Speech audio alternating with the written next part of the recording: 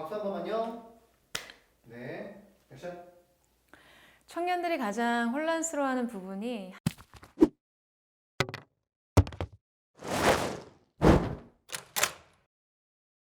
목사님, 청년들 질문을 오늘 받아보셨는데 어떠셨어요? 청년들이 가장 혼란스러워하는 부분이 하나님의 뜻을 분별하는 일이라는 생각이 들더라고요. 하나님의 뜻에 대한 갈망과 의지가 있음에도 불구하고 하나님의 음성을 구하고 뜻을 분별하는 일에 큰 혼란을 느끼는 것이죠. 구체적으로 성령님의 음성을 분별한다는 것이 어떤 건지 모르겠다고 고민하는 사람들이 많았어요. 우선 하나님의 음성은요, 본질적으로 세 가지 요인에 의해서 분별할 수 있습니다. 성경 말씀과 성령님의 감화, 그리고 환경을 통해서요. 이 세 가지 분별의 기준을 가지고 주님의 음성을 구해요.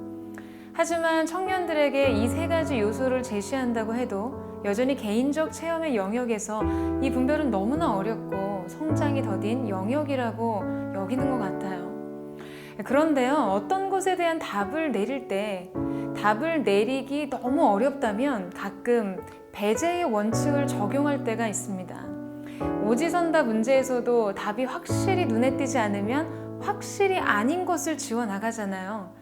확실히 아닌 것을 지워 나갈 때 확실히 남겨지는 어떤 답이 생기는 것이죠. 하나님의 뜻을 정확하게 알기 힘들다면 때로 아닌 것을 지워 나가면 좀 쉬워져요. 확실한 오답 첫 번째는 하나님의 성품에 위배되는 것이에요. 바꿔 말해서 이것은 사단이 좋아할 만한 것이죠. 유혹에 관한 일, 육신과 지적인 유혹에 빠지는 것들이 그렇고요. 이기심에 기초한 선택이라 주변 사람들이 시험에 빠지는 일이 그래요. 하나님의 선하시고 거룩하신 성품과 어긋나는 것들인 거죠. 하나님의 선하심은요, 우리가 인생을 영위할 수 있는 가장 안전한 틀이에요. 그 거룩하심과 선하심에서 벗어나는 것을 사단은 좋아하지만 하나님과는 공존할 수 없는 일이 되죠. 무엇보다 하나님의 성품 중 굉장히 중요한 요소가요, 성숙한 사랑이에요. 성숙한 사랑을 추구하는 것이 아니라면 잘못된 답일 확률이 아주 큽니다. 청년들의 질문 중에 배우자에 관한 구체적인 응답을 구하는 것이 굉장히 많더라고요. 결혼과 가정이 아무래도 이 시기에 큰 관심과 중요한 선택이기 때문이겠죠.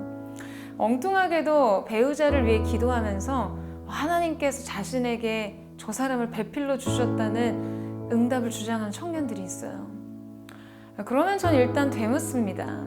그 상대방도 동일한 응답을 받았습니까? 사랑을 완성하는 일이 너무나 일방적이라면 상대방의 인격과 선택을 존중하려 들지 않는다면 시작부터 너무나 잘못된 것이니까요. 또는 이 사람과 계속 만나야 할까요? 헤어져야 할까요? 이걸 고민하는 청년들도 많아요. 그런데 때로는 가슴 아픈 이별이 여러분 인생의 답이 되어야 할 때도 있어요.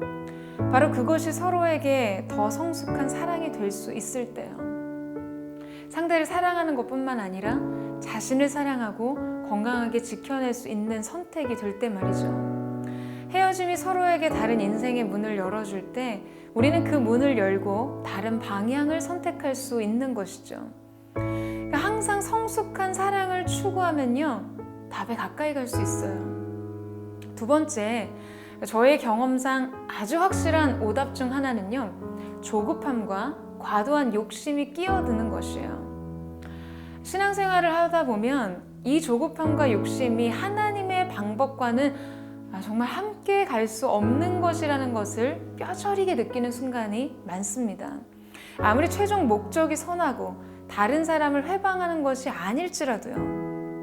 심지어 모든 면에서 유익이 될 법한 일이어도요. 그 일을 함에 있어 욕심과 조급함이 앞서가면요, 그 일은 반드시 그르칩니다. 왜냐하면 그것은 하나님의 일이 아니라 자아의 일이 될 확률이 크기 때문이에요. 하나님의 뜻을 물으면서도 자신의 내면 안에 이 일은 반드시 기필코 어떻게든 해야 한다는 의지가 앞설 때 어쩌면 그것은 영혼의 적신호가 켜진 것과 같아요. 여전히 살아있고 하나님보다 앞서가는 우리 자아의 지나친 의지 안에서 욕심이 틈타고 그 욕심이 죄를 낳기 때문입니다. 보통 하나님은 우리가 대담하고 평안한 의존성에 의해 우리 자신이 자유해질 때 아주 자연스럽게 흘러가는 물길처럼 인도해 가시는 경우가 참 많거든요. 자신 안에 이 의존성 대신 반드시 기필코 어떻게든 이런 어떤 의지가 끼어들 때 항상 경계하세요. 오답일 확률이 높습니다. 그렇다면 가장 안전한 답안은 무엇인가? 바로 성경에 기초한 선택, 그리고 평안에 근거한 선택일 때요.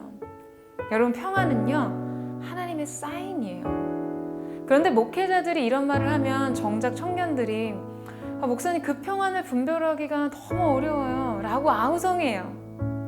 평안은 그저 마음이 편안하고 조금은 나른하고 무기력한 상태를 말하는 게 아니죠. 그럼 평안을 어떻게 분별할 수 있는가?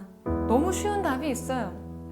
평안을 자주 느끼면 무엇이 평안인지 아주 쉽게 분별돼요. 평안은 하나님의 존재 방식이에요. 그래서요, 평안은 하나님의 임재 안에서 느껴집니다. 우리가 지속적으로 예배의 임재를 경험하면 그 임재 안에서 영적인 직관력을 계속해서 길러갈 수 있는 것이에요. 그러면 평안이야말로 직관적으로 분별할 수 있게 되는 것이죠. 기본적으로 하나님의 음성은요, 경험적인 것이 되어야 해요. 하나님은 우리가 그분의 음성을 들으려고 하면 들려주십니다. 수신기를 열고 영혼의 주파수를 예민하게 맞추려고 할 때 처음엔 잡음도 들리고 명쾌한 수신도 안 되고 하죠. 하지만 반복하다 보면 명확한 접속이 이루어져요. 지속적으로 이 영적 주의력과 직관력을 기르려는 기도의 체험을 늘려가셔야만 합니다.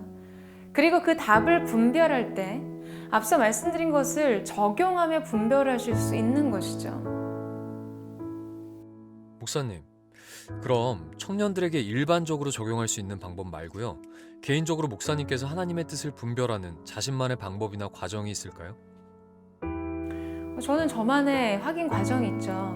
저의 목회적 책임과 사명에 대한 무게 때문에 더욱이 이 뜻을 분별하고 답을 찾아가는 과정은 꽤 신중한 편이에요. 이건 어디까지나 제 개인적인 것에 대한 적용인데요. 첫 번째로 먼저 하나님이 내 안에 일으키신 갈망이 있는가를 먼저 분별해내려 합니다. 하나님께서는 성경과 성령의 감화와 환경을 통해 그분의 섭리를 펼치시고 뜻을 보이시지만요, 그것을 선택하는 결정력과 분별력은 우리에게 맡겨두세요. 그래서 하나님은 우리의 인격 안에서 역사하시고요, 우리 인격 깊은 곳에 소원을 주시고 내적 갈망을 먼저 허락하시는 거죠. 그리고 두 번째가 그 갈망이 얼마만큼 지속적이고 일관성 있게 계속되느냐에 관한 것이에요. 때로는 인생에 그저 스쳐 지나가는 것들이 있습니다. 우리가 그 모든 것을 다 붙잡을 수는 없어요. 모두를 붙잡고 살려면 우리 인생은 허비되는 부분이 훨씬 더 많아질 거예요. 잠시 인생에 찾아오고 잠깐 내면에 머물고 지나가는 것들은 때로 붙잡지 않고 흘려보내야 인생의 손실을 줄일 수가 있는 것이죠. 우리 마음의 소원과 갈망이 지속력과 일관성을 가질 때 우리는 우리 인생의 옥석을 가려낼 수 있게 됩니다. 세 번째는 이 문제에 대한 하나님의 말씀과 약속이 있는가 하는 것이에요. 저에게 주신 말씀의 방향과 약속의 경계선이 어디를 향하고 어디에 머무르고 있는지를 분별하죠. 가장 본질적인 물음이에요. 그래서 저는 한 해의 약속의 말씀을 참 중요하게 생각합니다. 한 해 동안 부딪히는 많은 사건과 문제들을 언제나 이 말씀 안에서 채에 거르듯이 걸러보거든요. 그러면 조금 힘들어도 조금 버거워도 이 말씀으로 한번 거르고 나면 소화가 되고 이해가 되고 감사가 돼요. 그리고 무엇을 선택해야 할지가 보이고 무엇으로부터 돌아서야 하는지가 보이는 것이죠. 그 안에 하나님의 큰 그림과 섭리와 비밀들이 모두 담겨져 있음을 느낄 때가 많습니다. 그 다음 네 번째가 주변의 중보자들에게 주신 마음이 이 방향과 맞는가를 확인합니다. 저를 위해서 기도해 주시는 기도의 동역자들이 있어요.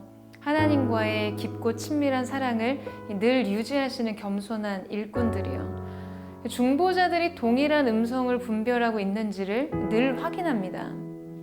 마지막으로 환경을 열어주시는지를 지켜봐요. 우연을 넘어선 섭리요. 방향이 맞다면 언제나 최선을 구하는 것이죠.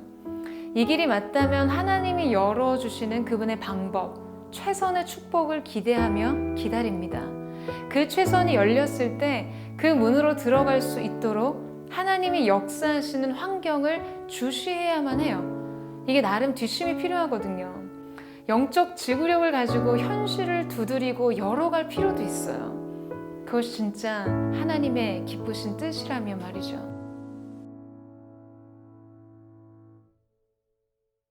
아니, 괜찮아. 끊을게요. 네. 한 해 동안 선풍기 좀 주세요, 선생님. 선풍기 좀. 아니야, 저는 사실.